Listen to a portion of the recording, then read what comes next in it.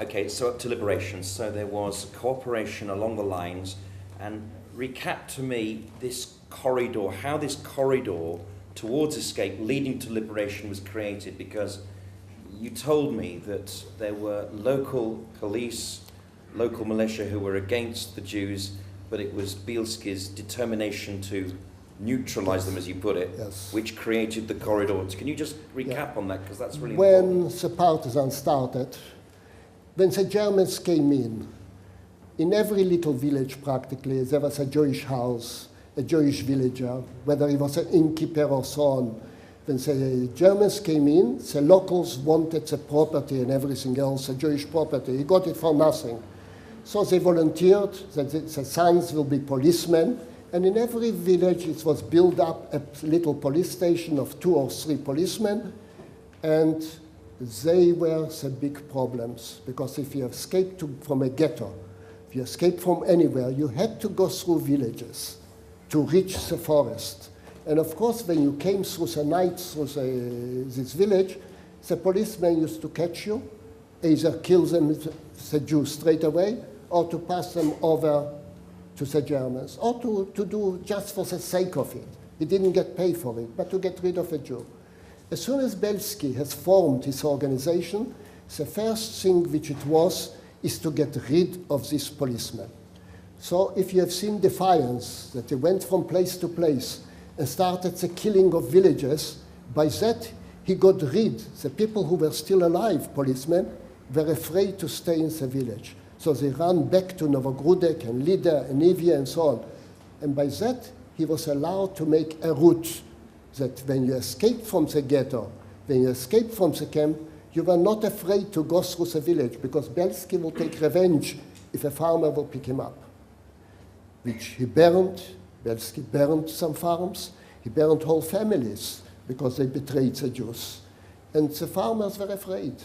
Bielski, if he took food, let's say a cow or whatever it is, he always gave a receipt to this, that after the war, the Soviet government will pay him back.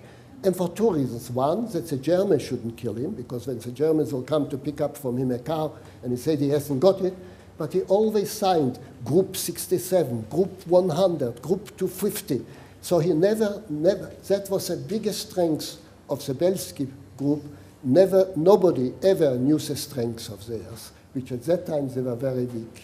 They used to go sometimes 3 times around the village. So this group moved continuously towards liberation. How many miles away from where you started from did you end up at liberation? In 1943, as I mentioned, in September 43, there was a very high command with a general. The general was a pseudonym was Platon, and Platon came to Bielski and he said, you must move to this big forest. You cannot have so many 1,230 Jews staying in this area.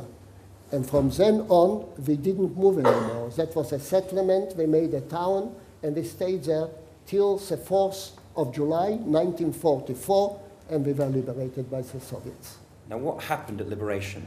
Well, the first of all, before liberation, a day before, it was a battle with SS. They've tried to break into the forest. Unfortunately, 10 people were killed. There is a lady here, which a relative of yours, anyway, was killed during that last day. And the Russian gave us permission to walk back to Novogrudek. And we came to Novogrudek, a mobilization to Bielski was very clever, and for that he would have been court-martialed. Because when we came into Novogrudek, his order was to keep us till a mobilization will take place. But he decided to let us go. So let's say my cousin, who was 22 years old, he would have gone straight to the army. He became a policeman, a KGB man, and therefore he didn't have to go to the army.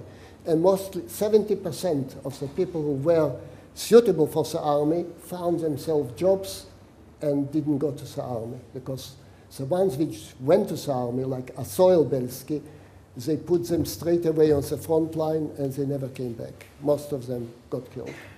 I'm totally bowled over by every single word and captivated. Have this glass of water, because I got it. right. Thank you. I'm going to open the questions to the floor. I just want to ask one final question: is that obviously from this your early days of extreme strife to the life afterwards, how has your life been affected by your early days?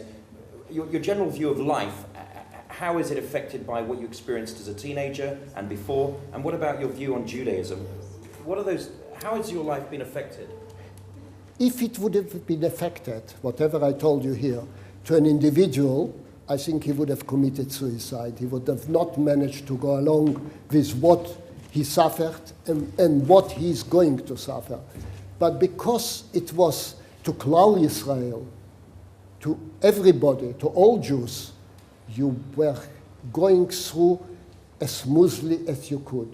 In other words, nobody committed suicide. Life is very precious. You want to see my main aim. I lost my toes on the first escape. And for 6 months, I was laying on a bunk myself, hidden. And all my thought was, it can't finish the way it is. The world cannot go under Nazism. I want to see how it will end.